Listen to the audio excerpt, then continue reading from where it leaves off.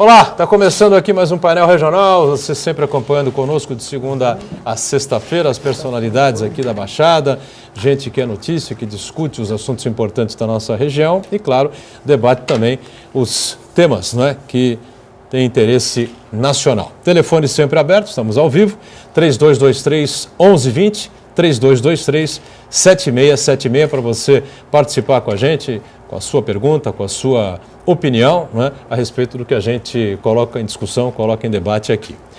Pelas redes sociais, facebook.com/painel regional TV, para você enviar a sua mensagem e também, claro, participar aqui conosco do painel regional.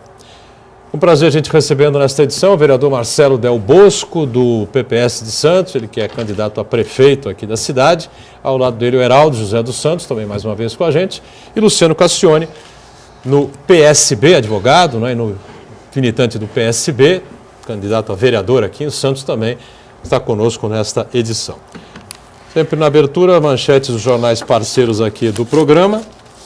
DL, Diário do Litoral, que circula aqui por toda a região, por toda a cidade. Promotor aponta irregularidade em licitação aqui em Santos. Eu passo para o Del Bosco, ao Heraldo e o Luciano também, perdão, é o DL desta sexta-feira. Manchete do Gazeta de São Paulo, focada aqui na Operação Lava Jato, jornal que circula aí por todo o estado. Mulher de Cunha vira ré na Lava Jato, né? Será que agora ele abre o bico de vez, se entrega, né? Sabe Deus. Aqui o Gazeta, o Del Bosco e o Heraldo, também o Luciano Cassione. E o destaque, sempre importante também, para o DO, né? Diário Oficial aqui da cidade, enviado pela Secretaria de Comunicação. Está aí a manchete, não é? O município lidera ranking estadual sobre portal da transparência. Muito bem, a gente agradece e cumprimenta aqui os companheiros de bancada desta edição do painel regional. Marcelo Del Bosco, prazer revê-lo. Tudo bem, Marcelo? Caminhando, tudo indo, mas tudo bem, graças a Deus. Agradeço aí a participar do programa, a toda a mesa e os meus amigos aqui que acompanham nesse dia de hoje. Heraldo José dos Santos, tudo bem, Heraldo? Tudo bom, Boturão? Boa tarde a você, boa tarde ao vereador Del Bosco, ao advogado Luciano Cassione e a Camila, a inteligência em forma de beleza ali na ponta. O poético Heraldo José dos Santos, abrindo aqui a sua participação bonita, nesta sexta-feira, participação elogiosa à nossa Camila, né? Tá certo, eu assino embaixo o que disse o Heraldo. Luciano, tudo bem, Luciano Cassione? Tudo bom, Boturão, Marcelo, Heraldo, Camila, prazer estar aqui mais uma vez. Muito bem. Lembrando que estamos online, né? Sempre pelo site da TV Santa Cecília, Santa Portal. Basta você clicar lá no ícone do painel regional para conferir a gente em tempo real. Programa encerrado, você rever pelo YouTube os trechos que considerar mais interessantes ou o programa por inteiro. Quem acompanha a sua participação, a nossa produção, sempre atenta à nossa Camila Aloy, não é? Tudo bem, Camila? Isso mesmo, Boturão. Boa tarde para você. Cumprimento os convidados do programa de hoje. E boa tarde também a você que está em casa. Nossa página no Facebook e nossos telefones estão à sua disposição para você entrar em contato com a gente e deixar a sua participação, que sempre é muito importante aqui no nosso programa. Pela página no Facebook, é facebook.com/painel regional TV, e pelos nossos telefones 3223-1120 e 3223-7676. Deixe sua participação, seu comentário, sua opinião, suas perguntas. Muito bem. Continua a repercussão, não é, da tragédia que vitimou 18 pessoas, quase que todos os jovens, né, 19, 20, 21 anos, o ônibus acidentado na Mogi Bertioga na noite da quarta-feira, né? Os velórios estão se sucedendo, especialmente em Juqueí, né, a maioria era de lá, e o caso está se desenrolando na Bertioga. Está lá o delegado Fábio Pierre, né, conhecido nosso aqui, da cidade de Santos, deu várias entrevistas ontem nas principais redes de TV, Globo News, Rede Globo, Bandeirantes, enfim, né? E o caso vai ser ainda investigado, né? Lamentavelmente, para quem fica, uma dor imensa, né? Perda de filhos, de irmãos, de netos, de avó sentindo perda de netos, enfim, é um desastre inexplicável, mas que é a cara do Brasil, né, Heraldo? Gente que trabalha durante o dia, por exemplo, em São Sebastião, alguns em Juqueí, outros ali na Barra do Una, e outros, Boiçucanga, Boracéia, enfim, e são obrigados a pegar o ônibus para tentar um diploma universitário e uma vida melhor mais à frente em Mogi das Cruzes. Tem que subir e descer a serra diariamente, uma estrada perigosíssima como é a Mogi Bertioga. É a cara do Brasil, né? Sem dúvida nenhuma, é a cara do Brasil. É uma tragédia que acabou com o sonho de vários jovens, afetando aí diversas famílias, mas é aquela situação de tragédias também anunciadas, né? Há anos que se fala, né, do perigo nessas rodovias e não se vê nenhuma medida na tentativa de, pelo menos, amenizar os riscos, né, dos que trafegam diariamente. É no sistema de imigrantes, é ali na Mogi Bertioga, já ocorreram diversos outros acidentes da mesma natureza e não se promove ali ajuste nas estradas, uma melhor iluminação, principalmente nesses trechos onde há grande incidência de neblina. Parece que o governo do estado não faz a sua obrigação, em outras situações ele delega a terceiros, terceirizando a concessão de estradas e, na verdade, o usuário continua enfrentando todos os riscos. E mais grave ainda, como bem salientado no início, né, jovens que perderam seus sonhos, jovens que estão lutando diversas famílias aqui no nosso litoral norte. Muito bem. Bom, em cima disso, né, o Heraldo falou das estradas, das melhorias das estradas, condições das estradas, a gente vive um drama aqui há muito tempo no nosso sistema Anchieta Imigrantes, que são esses assaltos, esses furtos, esses crimes, não é, que vão se sucedendo, né? Fora a temporada de verão, a chamada Operação Verão, com exceção desse período, a gente corre um risco diário, né, quando vai se aventurar no sistema Anchieta Imigrantes. Quem diria que a gente ia viver um momento desse aqui na cidade e na região. E por causa disso, o secretário de Segurança Pública do governo do estado, né, Magno Alves, está em Santos. Né? Não sei se ainda neste momento ele está em Santos, eu acredito que ainda esteja. Né? Para você que está na reprise, claro que ele já foi embora. Né? Mas nós estamos no horário do ao vivo. O secretário veio a Santos, convidado aí pelo prefeito Paulo Alexandre, foi recebido aí na prefeitura, e o convite era extensivo aí a todos os prefeitos, deputados, enfim, todas as lideranças aqui da região que pudessem comparecer para discutir esse tema importante. Vocês aqui, Marcelo e Luciano, diriam o quê se tivessem a oportunidade de estar aí com o secretário? Olha, eu diria primeiro a indignação da população santista. Com outro secretário, que hoje é ministro, nós chegamos a ter algumas discussões quando ele disse que não precisava a extensão da Operação Verão na região e que também se falava aí no sistema Anchieta Imigrantes, e até fez uma brincadeira de ser primavera, outono, inverno. Eu lembro. E uma brincadeira de mau gosto com um deputado estadual aqui da cidade, Paulo Correia, até porque é fácil. Quando você vem com segurança, com carro blindado ou de helicóptero, fica muito mais fácil. Aí você não vai mesmo sentir isso na pele. E é um problema. Eu me lembro, eu fiz uma representação no Ministério Público, não foi acolhida alguns anos atrás, principalmente com o uso do sistema Anchieta Imigrantes. Porque nós pagamos um pedágio absurdo e esse pedágio, quando você usa, você não tem direito a escolher a estrada que você quer, que daí seria só as pessoas escolhem a imigrantes, até por questão de segurança, acabam tendo que usar a Anchieta, eu pedindo um desconto, né, que se pagasse metade do pedágio. E se entendeu na época a promotoria que era um sistema. Anchieta Imigrantes foi a resposta até enviada pela própria empresa que toma conta do sistema. Também me lembro na época do deputado federal Vicente Cassione, que ele fez um trabalho muito forte a respeito dessa questão da imigrantes, a questão da ecovias. Então a gente já vem há anos lutando, tanto os nossos representantes federais, estaduais, e uma preocupação que me deixa aqui é que nós tivemos a morte de um menino num dia e logo em seguida nós continuamos tendo assalto nas estradas. E muitos assaltos que não são, essa que não situação chegam a de nós. se atirar um pedregulho no para-brisa do motorista se repetiu alguns dias depois. Dias depois. E se O fizeram... motorista escapou. E aquela mureta que se fizeram as pessoas atacando por cima. Esse é um ponto. O outro ponto também, a Secretaria de Segurança do Estado e mesmo a própria Secretaria de Transporte tem que pensar na segurança. Eles são a Guarda Rodoviária, a Polícia Rodoviária, certo? mas ficam em pontos ali perto daquele viaduto, Luciano, também perigosos para eles, porque eles ficam uma viatura lá à noite, pessoas que já não estão mais voltando ou indo para São Paulo no período noturno, e também naquele momento ali passam em alta velocidade, e só que um pedregulho não vai adiantar alta velocidade, vai causar ainda um pior acidente. Então fica a minha tristeza nesse sentido. E falando desse acidente que teve, a Câmara ontem se manifestou também, solidarizando com essas famílias, e dizer o seguinte: da forma que nós vemos aqui o ônibus, era para ter muito mais mortes, né, sendo feito. E você vê que logo depois um caminhão, não sei se perdeu o freio, desgovernado, quase causou uma tragédia com aquelas pessoas que estavam salvando lá aquelas vidas. Essa estrada, você conhece muito bem, nós perdemos um amigo do clube há muitos anos, o Luciano, lá também num período de neblina.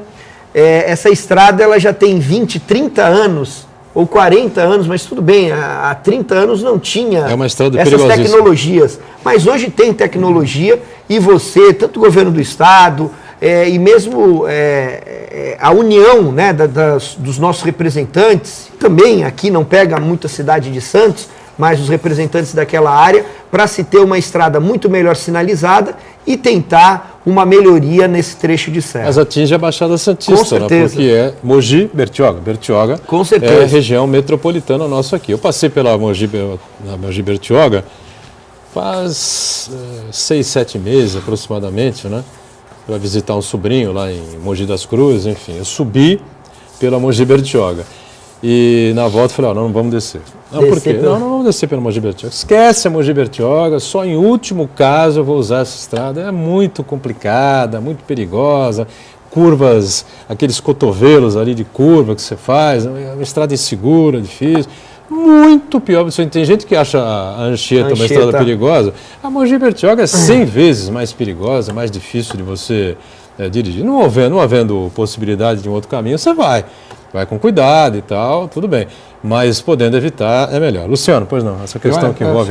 Diga, Ronaldo. Com a licença do Luciano, a Mogi Bertioga estava sendo usada como alternativa ao sistema enchente imigrante para as pessoas fugirem, né, do risco de assalto. Do risco de assalto. Nas últimas semanas cresceu muito o movimento lá. Quer dizer, então, é mais um risco para essa uma estrada que não comporta. Não comporta, claro. Não comporta isso, sem dúvida nenhuma. Uma estrada antiga. E olha, eu não sei, eu não sou especialista nisso, em engenharia de tráfego, de trânsito, nada disso, mas eu acho muito difícil que se faça algum tipo de investimento ali que melhore aquela estrada. Diga, dificilmente. Eu acho que, por exemplo, questão de distância, às vezes é melhor percorrer um caminho um pouquinho mais longo. Você deu o exemplo que você foi para Mogi e pegou a estrada. Eu fui também para Mogi, acho que faz cerca de um ano. Fui me hospedar lá num hotel. Eu fui pela Rodoanel, Ayrton Senna. Eu voltei por aí também. E sim, foi mais longo, mas mais seguro. Então, essa parte é importante, uma questão de segurança. Só que, infelizmente, para essas vítimas e, consequentemente, para essas famílias que perderam seus filhos e netos, enfim, não existia alternativa. A alternativa era essa e, infelizmente, aconteceu essa tragédia. Mas o problema das estradas, e o Marcelo citou muito bem a questão também da segurança do ponto de vista criminal, vamos dizer assim, aqui no sistema de imigrantes. Em primeiro lugar, em relação ao secretário, se eu tivesse que falar alguma coisa para ele, eu queria perguntar quem ele é, porque eu nunca ouvi falar, e até por questão de segurança pública, esse é um assunto que é bem discutido em casa, até porque é uma parte que meu pai é um tanto quanto especialista. Eu nunca tinha ouvido falar dessa pessoa. Eu acho que para assumir determinados cargos, a pessoa tem que ter o mínimo de responsabilidade e ser conhecida, porque depois para andar na rua e ter que responder para a população aquilo que faz de certo e aquilo que faz de errado. Não sei quem é esse secretário, espero que faça um bom trabalho. Ele junto, né, do Alexandre de Moraes, acho que nem imaginava a possibilidade de assumir o cargo efetivamente. Pois é, mas tem vários nomes, né? Num estado como esse, tem vários nomes para que a gente espera. Que é o que acontece normalmente quando tem problema na saúde, que tem que trocar de secretário, sempre é uma pessoa que é ligada a algum grande hospital, alguma coisa, porque a pessoa dá a cara para bater, vamos dizer assim. Então, nesse caso, eu não sei. Mas, no caso do sistema de imigrantes, o que preocupa em relação ao policiamento é que esse papel de policiamento, de segurança pública, não é papel da polícia rodoviária. Fica lá uma viatura da polícia rodoviária estacionada próxima àquela mureta onde teve o crime específico daquele rapaz que faleceu por conta da pedra arremessada, mas não é papel que, pelo que me conste, da Polícia Rodoviária fazer segurança pública na estrada, né? Fazer esse tipo de policiamento para evitar crimes como roubo, furto ou outros crimes do gênero. Ele está ali para fazer policiamento de trânsito, né? Então, eu acho que tinha que ter um efetivo maior, com apoio da Polícia Militar em si, para que faça esse tipo de ação. Por quê? Porque eu não acho que seja papel da Polícia Rodoviária fazer isso. Polícia Rodoviária seria, então, para a gente não deixar passar, a ultrapassagem errada, excesso de velocidade.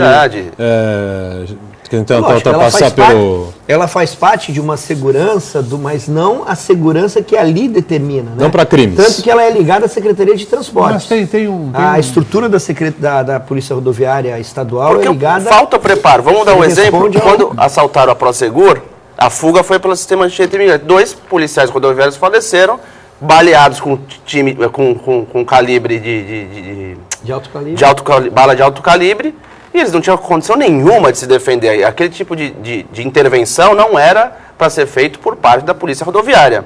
Foi paliativamente e infelizmente feito por esses policiais que acabaram falecendo, mas quem tinha que ter feito esse combate ou esse confronto era a Polícia Militar, com um efetivo específico para esse tipo de atuação. Infelizmente foram policiais que não são treinados nem preparados para esse tipo de atitude. Perfeito. Bom, Heraldo, queria completar alguma coisa com isso? Nesse caso específico dos policiais que morreram no assalto à Prosegur, ali foi falha de comunicação. Quer dizer, a Polícia Rodoviária não havia sido informado de que havia ocorrido, né, um roubo de grandes proporções aqui na cidade, com um tiroteio. A Polícia Militar já estava em tiroteio com esses bandidos, ali na região do Macuco, né? E não houve essa comunicação, houve falha de comunicação. E a Polícia Rodoviária, ela tem um batalhão que percorre alguns trechos exatamente para o combate à criminalidade. Quer dizer, mas é mínimo, é muito pequeno. Quer dizer, se for o caso de colocar no sistema anti-imigrantes, vai ter que aumentar esse efetivo e vai ter que treinar essa tropa também, né?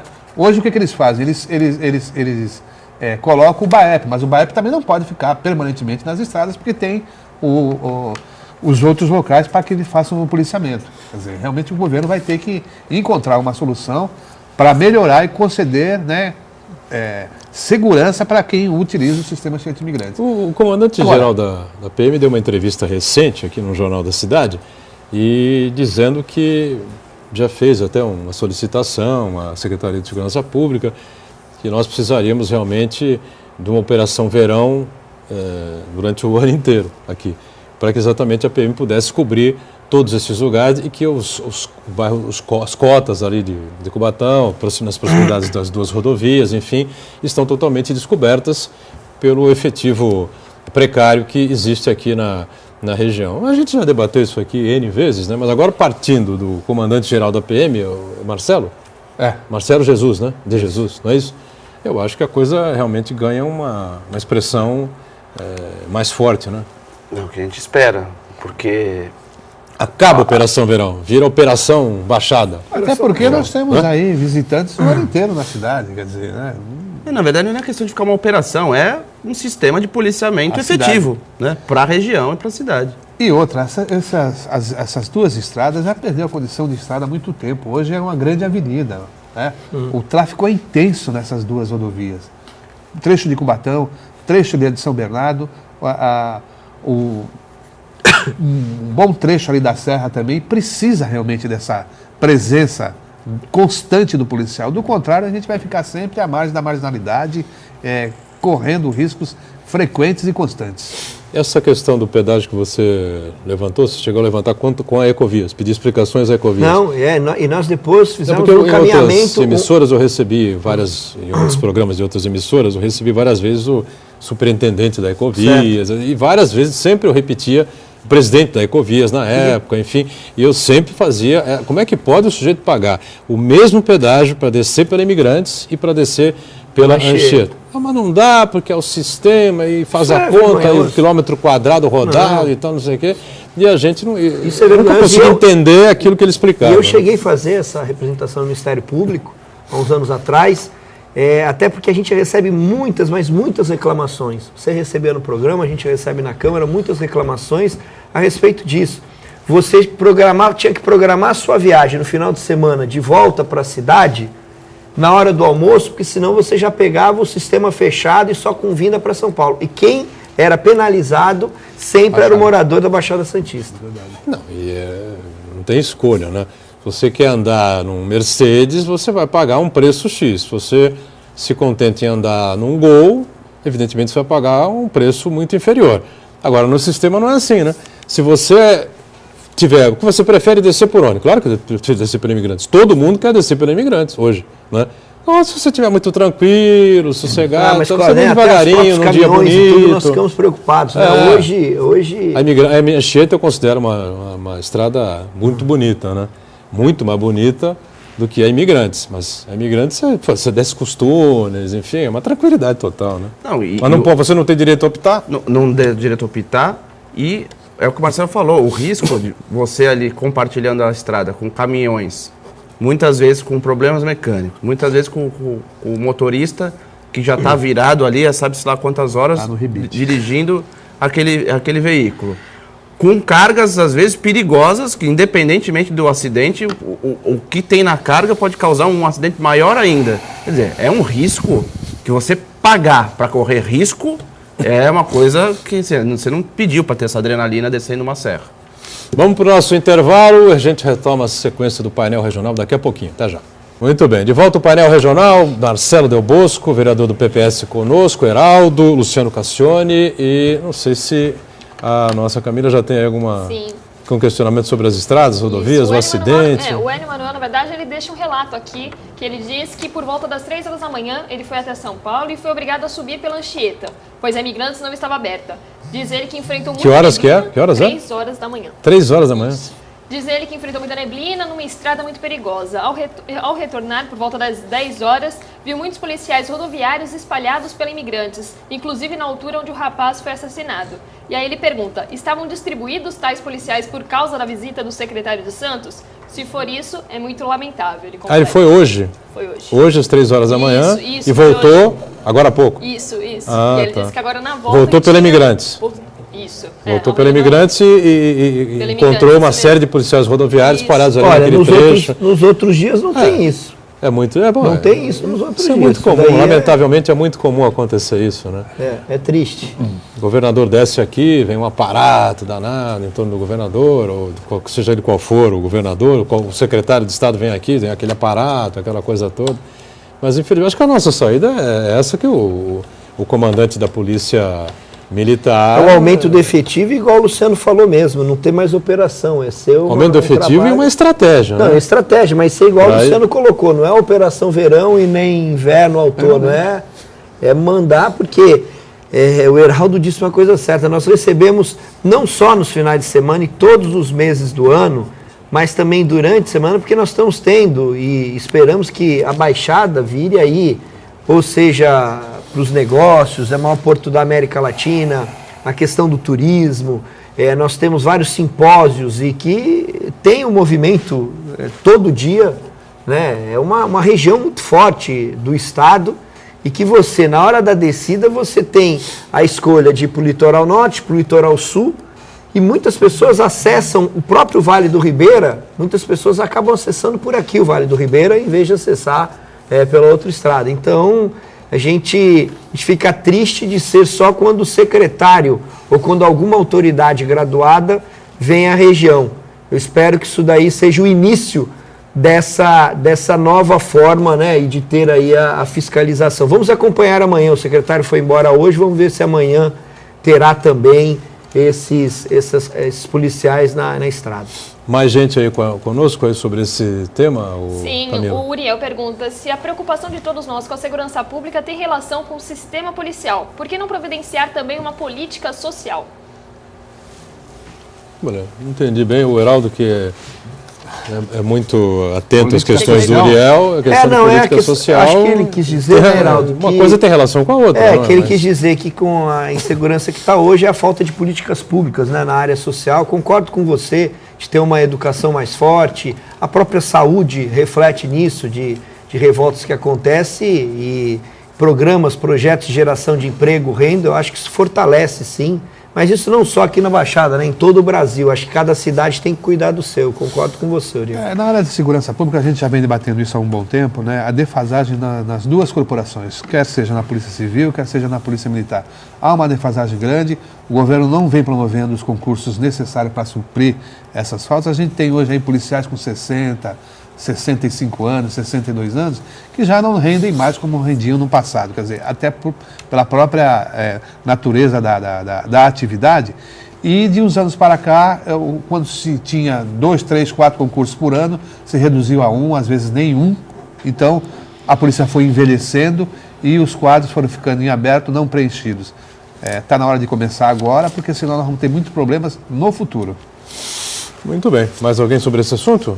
Então, na verdade, temos uma mensagem aqui do Wellington, mudando um pouco de assunto, mas também falando sobre crimes. Ele diz que sempre assistimos a população da Zona Noroeste, mais específica na Jovino de Melo, se queixar de crimes e assaltos. Será que a Câmara não poderia aprovar uma lei autorizando a construir uma base conjunta da Polícia Militar com a Guarda Municipal no meio da avenida? O prefeito anunciou aqui segunda-feira um acréscimo, um aproveitamento dos policiais militares nessa, como é que chama? Operação Delegada. Essa operação delegada, e que vai haver um reforço lá para a Zona Noroeste já a partir do mês que vem. E parece que o secretário de Segurança, o Coronel Delbel, já está com essa estratégia pronta na mão. Mas acho que a Câmara não tem esse poder, não, né? O que a gente tem, o que acho que talvez eu entendi que ele colocou, vários vereadores já fizeram vários requerimentos. Teve uma discussão muito grande na Câmara a respeito da violência na Zona Noroeste. Muitos comércios, né, estão fechando na Zona Noroeste por causa da questão dos assaltos.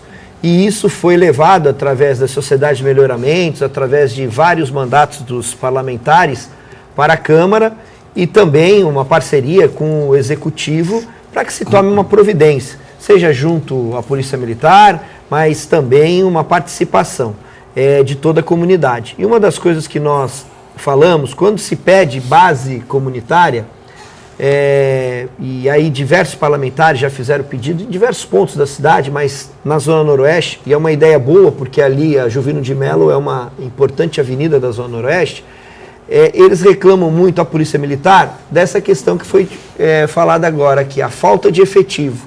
Então não daria para cobrir, né, aquela região como teria que ser coberta. Por exemplo, eu fiz uma visita ao novo posto da Polícia Militar, criado no Caruara, e no dia que nós fomos, no período da manhã, estava fechado, funcionava só em certos momentos. Então não adianta temos que ter o efetivo e a estrutura para poder ter uma base funcionando e atendendo a população. Fica aqui, lógico, vou falar com os parlamentares, da gente novamente fazer um encaminhamento, uma indicação nesse sentido, e a ajuda de todos e também a ajuda do Executivo de tentar aumentar e trabalhar nesse efetivo. O prefeito, como disse aqui o Boturão, que nessa atividade delegada vai tentar uma ampliação, não é isso? Deixou claro, acho que é um reforço importante. Mas nós não podemos misturar a questão. Eu tive informação já que o secretário já está trabalhando em cima disso já. Isso é importante. Agora, só nós não podemos, a Guarda Municipal, ela é uma guarda de patrimônio público. Eu sei que ela está num período de transformação, mas nós temos que tomar muito cuidado com isso, porque parte da guarda ter arma, parte não ter arma, ela vai ser alvo. A pessoa mal intencionada não vai escolher, vai saber se está ou não armada.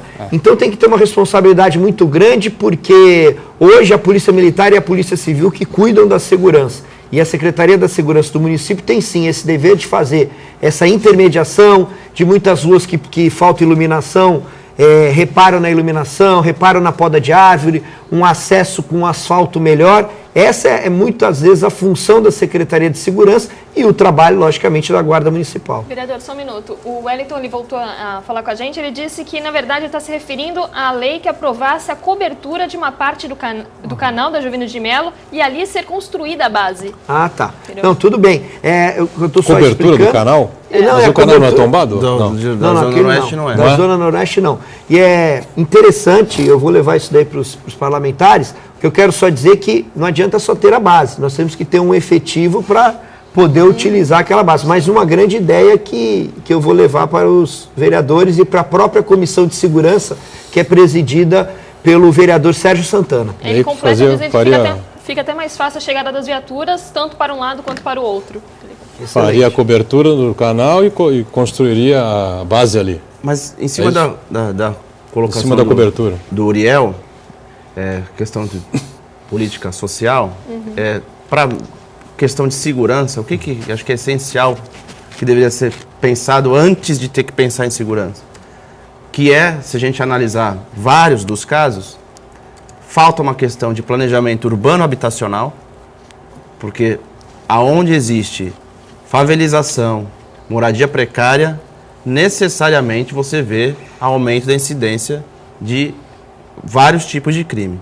Então, o exemplo da Imigrantes, você tem ali uma favelização de uma área, inclusive, de preservação ambiental, que não deveria nem ser ocupada por ser uma área de preservação ambiental, ocupada por habitações irregulares que geram, infelizmente, essa condição de marginalidade de algumas pessoas que algumas, não digo se veem obrigadas, mas vão para o crime e acabam cometendo crime aonde fica mais fácil que seja praticado. No caso específico, esse da estrada. Você tem a questão do tráfico de drogas que se protege em meio, normalmente, a esse tipo de habitação. Então, uma questão de planejamento urbano habitacional é essencial para diminuir a criminalidade. Isso não é ação de segurança, mas é ação de política urbana e habitacional. E, obviamente, a questão educacional. A criança não tem que ir para a escola simplesmente para ter o uniforme, para ter um café, um almoço e um lanche.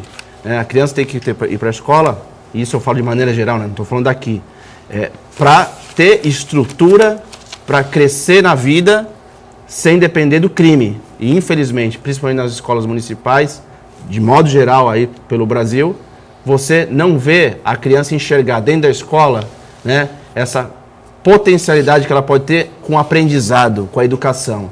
Ela vê que é mais fácil a vida com o crime. Então, são dois pontos fundamentais que aí sim a gente vai poder discutir, ou menos discutir, na verdade, segurança pública. Só que enquanto isso não acontecer, é mais emergencial discutir a segurança pública com medida de ataque ao crime. Para prevenir o crime, a gente tem que investir nessas outras questões. Nós tivemos um programa interessante ontem aqui com os dois vereadores do PMDB, o Wagner Moura cassado agora, né, pelo Tribunal Regional Eleitoral, mas é candidato a prefeito de Cubatão pelo PMDB, né? O Fábio Rochinho e o Fernando Chagas, cientista político e chefe do Departamento de Finanças da Prefeitura de Santos, também estava conosco, né? E a questão financeira, não é, que envolve a União, os estados e os municípios, foi colocada aqui de uma maneira muito clara, né? O próprio Chagas disse que em contato com um marqueteiro experiente, né, amigo dele, experimentado e acostumado a fazer campanhas políticas, teria dito que é o ano do anti-marketing, em que os candidatos a prefeito de todas as cidades têm que vir a público e claramente dizer, olha, a coisa está difícil, não há dinheiro, nós vamos fazer saúde e educação e sabe Deus mais o quê, né? O Marcelo é candidato a prefeito, né? Não sei se concorda com essa tese, com essa teoria, não tem saída. A última gota no copo foi a campanha presidencial do PT, da presidente Dilma, em reeleição, que o marqueteiro lá que está preso, João Santana e a esposa, criaram um Brasil fictício, né, de mentirinha, um Brasil cor-de-rosa que não existia, e quando ela reassumiu, nem reassumiu, né, na sequência da campanha, em novembro, o país já estava virado de ponta cabeça, inflação subindo, PIB arrebentado, dinheiro faltando, o déficit orçamentário era gigantesco, enfim. Então, para onde nós vamos realmente, né, com essa situação que está colocada aí, e com os municípios recebendo aí 15% do bolo tributário, aproximadamente isso, né? 15%, 16% do bolo tributário do país, né? Mas uma coisa é o seguinte, né, Buturão? Qualquer pessoa que vai assumir uma prefeitura, seja 4 anos atrás, seja agora, seja 12, ele tem que saber qual é a situação da prefeitura e o que pode ser feito. A gente não pode acreditar em Papai Noel, ninguém está mais na idade de acreditar em Papai Noel. E aí que eu vejo que muitos desses gestores públicos acabam misturando o público com o privado e muitas vezes acabam esquecendo o que é planejamento. E a gente acaba tendo obra parada, a gente acaba tendo muitas vezes obra inaugurada e não tem lá o funcionamento da obra como tem que ser, falta de remédio, a questão de falta de merenda, isso ocorre. Eu acho que a população tem que saber, e essa eleição vai ser como... Eu acho que o Chagas tem total razão. Não adianta colocar nos meios de comunicação de qualquer prefeitura no Brasil uma cidade bonita, porque a população vai descobrir nas discussões políticas como está cada cidade. Eu acho que vai ser um ano importantíssimo, e digo isso não só para o prefeito, para o vereador. Hoje, com as redes sociais, ninguém pode, não dá mais para mentir. Político, ou seja, parlamentar, ou executivo que quer mentir, é pego na mentira. Eu não uso a mentira, mas as pessoas que usam vão ter muitas dificuldades para frente e até nos debates. Isso em várias cidades, eu não estou falando só de Santos, não, estou falando de todas as cidades. E o que aconteceu com a Dilma serve de exemplo para todos nós, que rapidamente aparece o buraco, e aí quando aparece o buraco, uma coisa é você como presidente da República, que ainda está no Palácio da Alvorada, que ainda anda de jatinho. Agora, quando você é prefeito numa cidade, qualquer cidade que seja, você tem que andar na rua, você tem que ir na padaria do seu bairro. Aí a pessoa vai sentir na pele realmente a reclamação do munícipe de uma maneira geral. O vereador, dentro desse contexto que o senhor está falando, parece que o senhor foi ameaçado quando fiscalizavam uma unidade da prefeitura. O que aconteceu afinal, vereador? Olha, eu vou ser muito rápido nisso e dizer o seguinte, isso daí me machucou muito, me deixou muito chateado, porque eu estou tem mais de 11 anos que eu estou no exercício do mandato de vereador, nunca aconteceu isso na cidade de Santos. Terceiro nunca. mandato do senhor, né? No terceiro mandato, nunca aconteceu isso na cidade de Santos com qualquer parlamentar. Nós estamos discutindo questões de ideologia, questões do plano mais dizendo se isso daqui está certo ou errado. O vereador tem o exercício aí da função da fiscalização e quando eu fui fiscalizar uma pessoa que já foi identificada disse da questão que, olha, aqui não vai falar mal do meu prefeito. E aí avisou pelo celular, foi avisado por duas pessoas, pede para sair, pediram para eu sair em 5... Pediram não, exigiram que eu saísse em 5 minutos. Tinha mais de um, então? Tinha mais de um? Tinha uma pessoa e com o celular ligado falaram, é para sair em 5 minutos? É para sair em 5 minutos. Deram 5 minutos para vocês saírem daqui. E eu achei um absurdo, fiquei muito contrariado e ainda fui falar com ele, você não pode fazer isso. E ele falou, olha... Você conhecia o cidadão? Você conhecia o cidadão? Depois acabamos reconhecendo a pessoa, eu não conhecia, até porque antes ele não estava com, até que disseram na imprensa que ele estava com estava com um capuz, capuz, certo? E depois que tirou o capuz que estava no final da rua, eu reconheci a pessoa e falei, você vai fazer... Já avisaram aqui, é para você sair em 5 minutos o telefone. Isso é uma coisa lamentável para qualquer parlamentar, seja o prefeito, o vereador, qualquer pessoa. Aonde aconteceu isso, vereador? Isso aconteceu na UBS, eu estou fazendo um trabalho forte na questão da UBS da Areia Branca.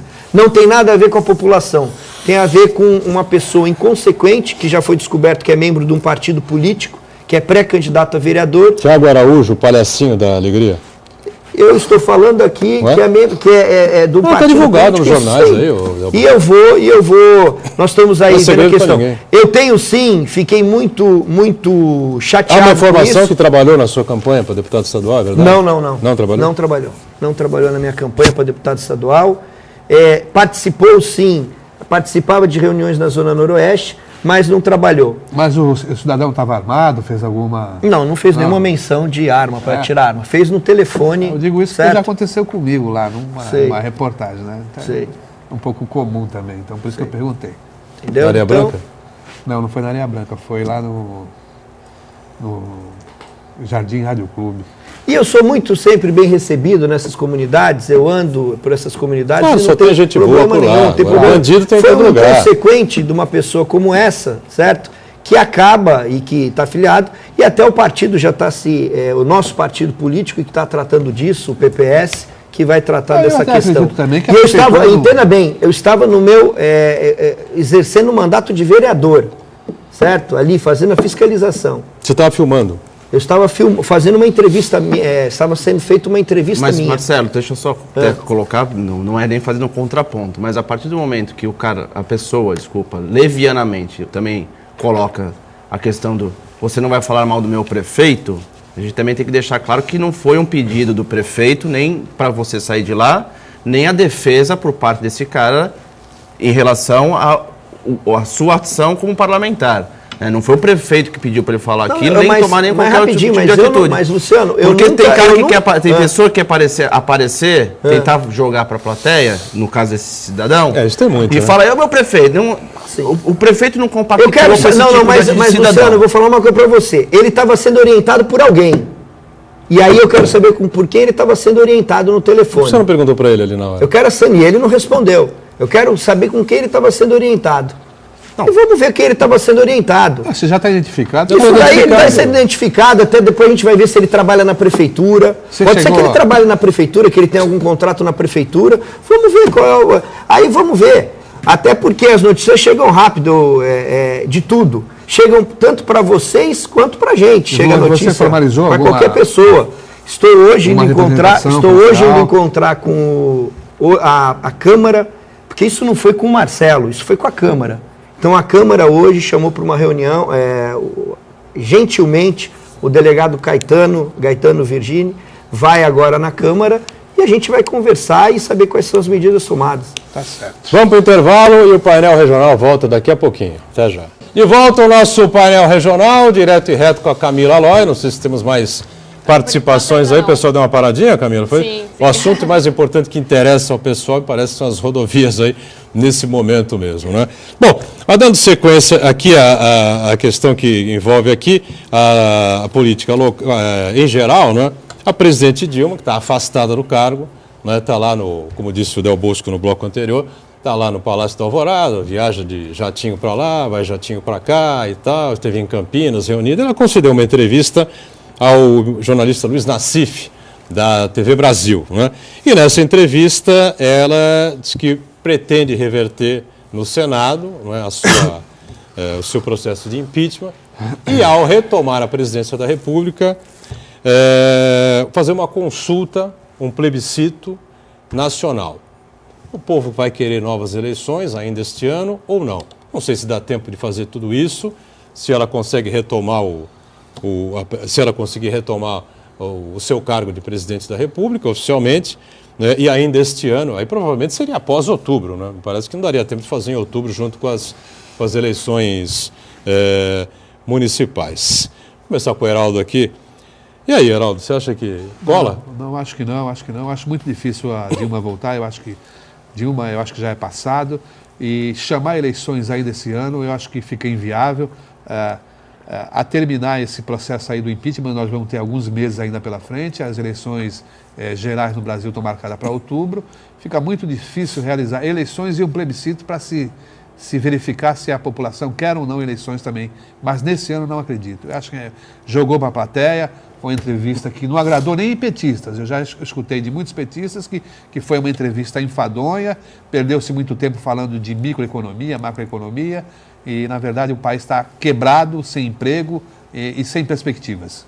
E aí, Del Bosco? Primeiro, eu acho o seguinte, ela tem que voltar para ela poder ela ter, disse que pretende reverter no Senado, revertendo. Mas isso só seria possível para não ter gasto para o erário público e tudo, se fosse até outubro, se preparasse nas eleições um questionamento desse. Eu não acredito que, lógico, pode ser que até seja isso resolvido antes, mas se ela voltasse é só se ela preparasse até outubro, porque é um gasto muito grande. Nós estamos já tendo problemas para fazer as eleições de 2016, falta recursos para o Tribunal Eleitoral, e daí se fazer um novo plebiscito, e aí tendo mais gasto, mais custo, porque pega todo o Brasil, eu acho isso inviável. Concordo com o Heraldo, que é muito perigoso, acho que isso pode, de repente, colocar para a população o seguinte, criar uma expectativa. E criar expectativa, eu acho que nesse momento é a pior coisa para o Brasil. E quem é que vai acreditar também, se ela voltar, ela que vai abrir isso. mão de 2 anos de governo para chamar um plebiscito para convocar novas eleições? Se ela já mentiu em 2014... É, aí que tá. Elas quem fazem o garante compromisso não mentir antes, ou esperam para ela fazer o compromisso depois. É meio confusa a coisa, né? Não, e outra coisa, tá mais do que evidente, até por todas as reações populares que a gente está tendo até aqui, que do jeito que tá, com ela, sem ela, com Temer, sem Temer, a população não quer. Então o plebiscito seria meio óbvio o resultado, né? Que precisa de um novo governo, o Brasil precisa. Então tá tendo um governo provisório com o vice assumindo. E espera-se que ele consiga retomar aí, minimamente as condições do Brasil para eleição, sim, de 2018.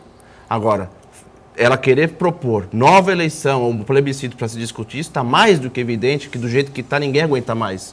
Então o resultado é bem previsível desse plebiscito.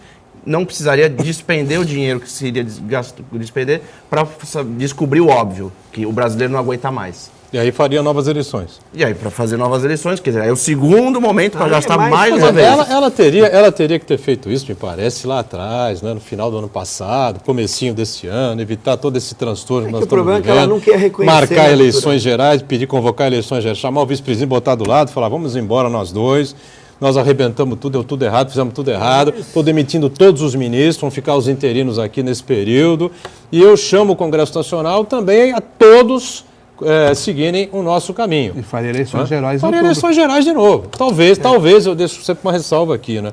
Talvez os deputados federais de primeiro mandato, aqueles que nunca foram deputados federais, chegaram agora, seriam preservados, porque também chegaram outro dia e já iam sair. Mas a Dilma Rousseff não fez nada disso, insistiu em levar o governo. Você fala a eleição tanto para o executivo quanto para o legislativo. Eu acho que seria o melhor Mas caminho. acho que né? podia ser Mas geral, é que sabe daí- por quê? O Congresso está manchado. Desculpa aí. cortar. A gente teve um bom exemplo na votação do próprio impeachment na Câmara, independentemente do resultado, que para mim foi positivo, mas o nível dos deputados federais, de primeiro, de segundo, de 10º mandato, meu Deus do céu, é terrível a qualidade daquela Câmara de Deputados. Então, cumprir um mandato ou com 10 mandatos, troca todo mundo.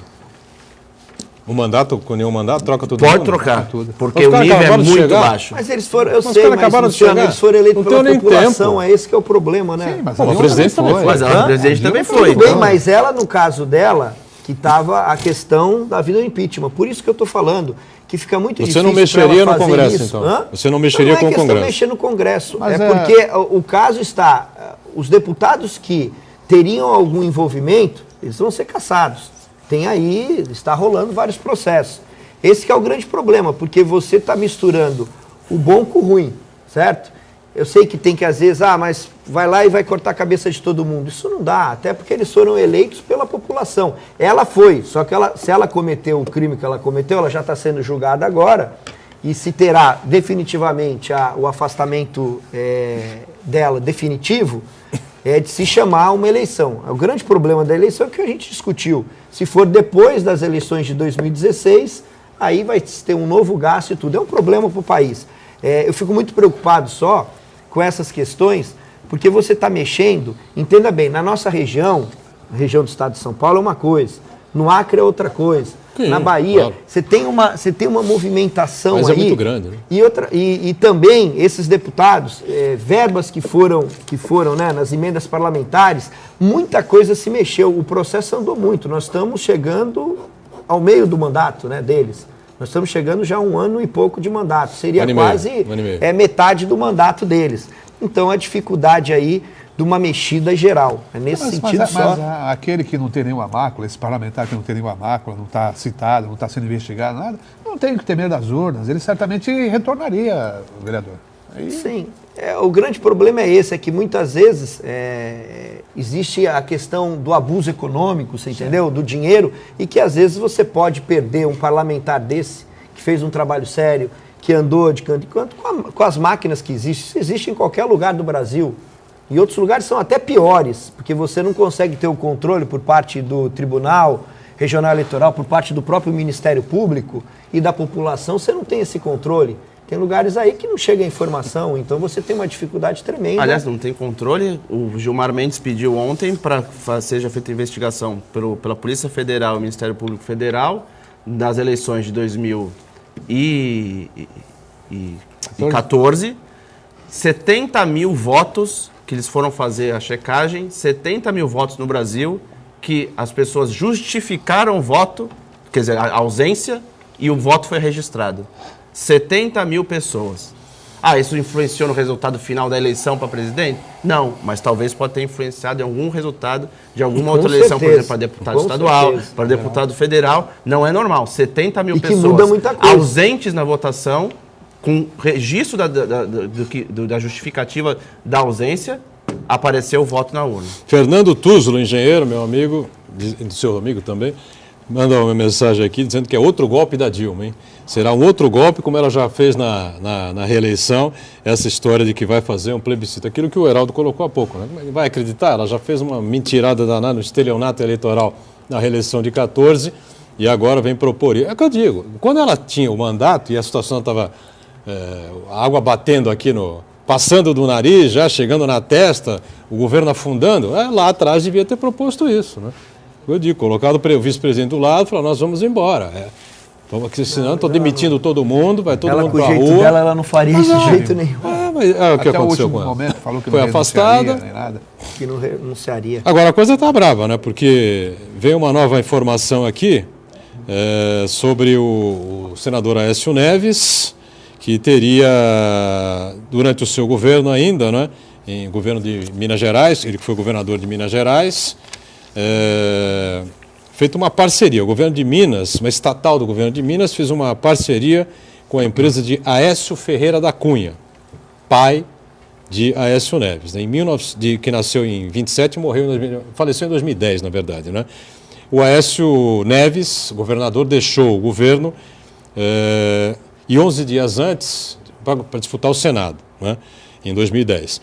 E 11 dias antes, o governo do estado fez uma parceria com a empresa de R$250 mil, valor de 250 mil, para a produção de feijão na fazenda, então, do pai do Aécio Neves, em Montezuma, que fica ao norte de Minas Gerais. Agora, vai ter que explicar também, mais uma explicação vai ter que dar o senador Aécio Neves. Ou seja, onde lancetou, meu amigo, sai pulso. 250 mil? Mas era naquela época. Né? Não, irrisória hoje, mas... Para você, mas em 2010 não era tão pouco. Mostraram já essa reportagem, essa região é uma região muito pobre, né, do estado de Minas Gerais, e parece até que era um local muito largado lá, né? Eu não sei se tinham lá, acho que até não sei se estava arrendado isso. Então tem que ser averiguado, lógico. Vai ser a desculpa, que não é... Tem que ser averiguado e visto que é ser feito para poder...